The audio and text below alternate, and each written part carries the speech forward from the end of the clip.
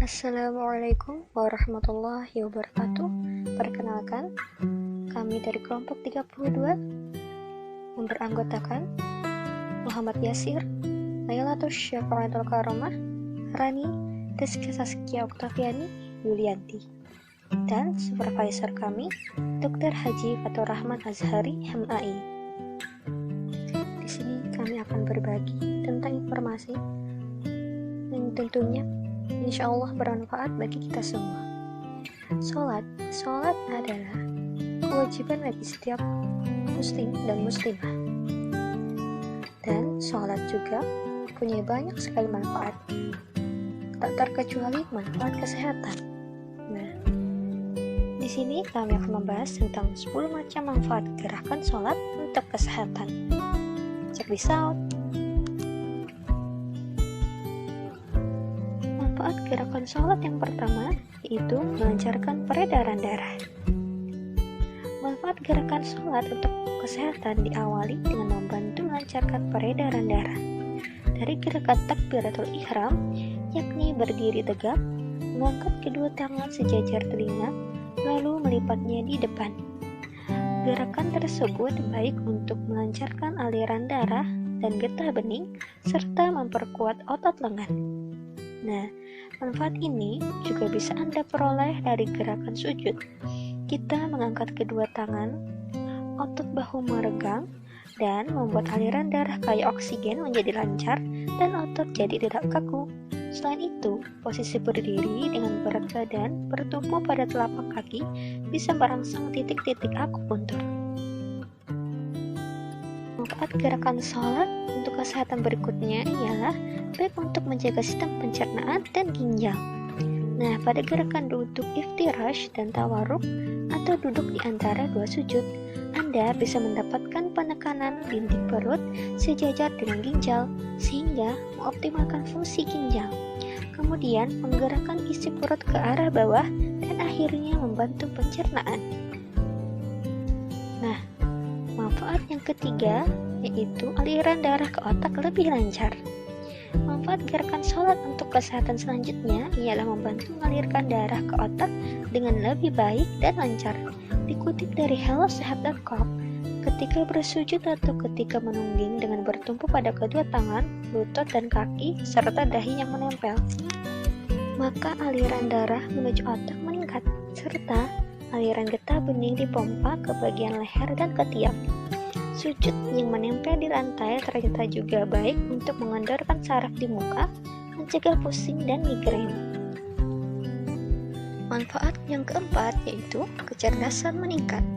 Mengutip dari hellosehat.com bahwa penelitian yang dilakukan oleh Harvard University, Amerika Serikat, karena sujud dengan posisi jantung yang berada di atas kepala, menyebabkan darah dapat mengalir dengan sangat baik ke otak. Kecerdasan bisa meningkat disebabkan gerakan tersebut memudahkan pasokan oksigen mengalir secara optimal. Manfaat yang kelima yaitu mengatasi nyeri dan pegal. Apakah Anda sering mengalami pegal-pegal di tubuh? Cobalah teratur menjaga gerakan sholat dengan benar untuk mendapat khasiat luar biasanya. Ketika gerakan duduk iftirash, terjadi relaksasi paha dan merangsang otot-otot pangkal paha untuk mengurangi rasa nyeri. Posisi telapak kaki pada iftirash, otot tungkai Anda meregang dan rileks kembali, menjaga kelenturan serta kekuatan organ-organ gerak.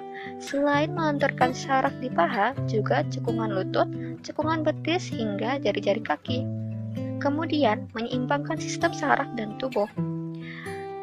Dengan adanya tekanan pada vena di atas pangkal kaki, darah memenuhi seluruh telapak kaki, mulai dari mata kaki, lalu mengaktifkan kelenjar keringat karena bertemunya di patat paha dan betis, saraf yang lentur dan bekerja seimbang, baik untuk mengatasi nyeri dan melancarkan darah. Manfaat yang keenam yaitu membuat leher dan kepala lebih nyaman. Manfaat gerakan sholat ketika Anda melakukan salam di akhir salat, maka otot di sekitar leher dan kepala jadi lebih rileks, serta menyempurnakan aliran darah di kepala. Gerakan sederhana ini bisa mencegah sakit kepala. Manfaat yang selanjutnya yaitu yang ketujuh, posisi tulang belakang kembali normal. Gerakan sholat mampu mengembalikan posisi tulang belakang menjadi normal. Ketika sujud, badan dari belakang rata ke depan, meluruskan tulang belakang dan meregangkan otot hingga rongga perut mengecil. Ketika gerakan rukuk sempurna, dengan tulang belakang lurus dan posisi kepala lurus dengan tulang, hingga segelas air di atasnya tidak tumpah. Kesempurnaan posisi ini baik untuk fungsi tulang belakang atau corpus vertebrae, sehingga menyangga tubuh dan pusat syaraf. Adanya proses pelurusan tulang belakang bisa mencegah terjadinya pengapuran, merawat kelunturan tulang belakang yang berisi medulla spinalis, serta menjaga aliran darahnya lebih optimal. Nah, manfaat yang ke-8 yaitu sebanding dengan pengobatan Cina. Menurut Magomed Magomedov, PhD, Dagestan State Medical Academy, 61 dari 66 titik unsur dasar yang dikenal dalam pengobatan Cina terletak di bagian-bagian tubuh yang dibasuh ketika wudhu. Seorang muslim yang mengajari orang lain cara wudhu dan sholat tanpa sadar telah mentransfer pengetahuan metode pengobatan Cina yang seharusnya proses itu membutuhkan 15-20 tahun. Pengobatan Cina merawat seluruh tubuh sebagai satu kesatuan. Gerakan sholat jika disandingkan dengan ilmu tabib sejak masa dinasti Song 960 sampai 1126 sebelum Masehi seimbang untuk terapi penjajaran kembali tulang, dikutip dari Keajaiban Sholat menurut ilmu kesehatan Cina. Kemudian manfaat yang ke-9 yaitu baik untuk kesuburan wanita. Manfaat gerakan sholat untuk kesehatan dapat Anda peroleh dari gerakan ruku dan sujud. Keduanya baik untuk kesuburan atau fertilitas dan kesehatan organ kewanitaan. Kemudian pada bagian payudara membentuknya lebih baik dan memperbaiki fungsi kelenjar air susu. Masih berlanjut soal wanita, pinggul dan pinggang terangkat hingga merasakan kontraksi penuh. Akan melatih organ di sekitar perut untuk mengejan lebih dalam. Hal ini baik untuk persalinan lebih mudah, otot perut kuat dan lebih elastis, serta mempertahankan organ perut pada tempatnya kembali atau fiksasi. Terakhir atau yang ke-10 yaitu mencegah impotensi. Setelah mengungkap lebih dalam mengenai manfaatnya bagi perempuan, ternyata ada pula loh manfaat gerakan sholat khusus pria, yakni mencegah impotensi.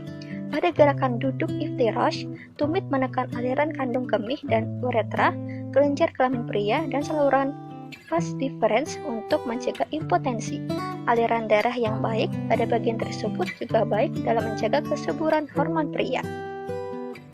Sekian info dari kami, semoga apa yang kami sampaikan dapat bermanfaat dan berkah bagi kita semua. Jangan lupa like, share, komen, dan subscribe ya. Dan sebelumnya, apabila kami, terutama saya sebagai editor, banyak kesalahan dalam penyampaian, mohon dimaafkan. Wassalamualaikum warahmatullahi wabarakatuh.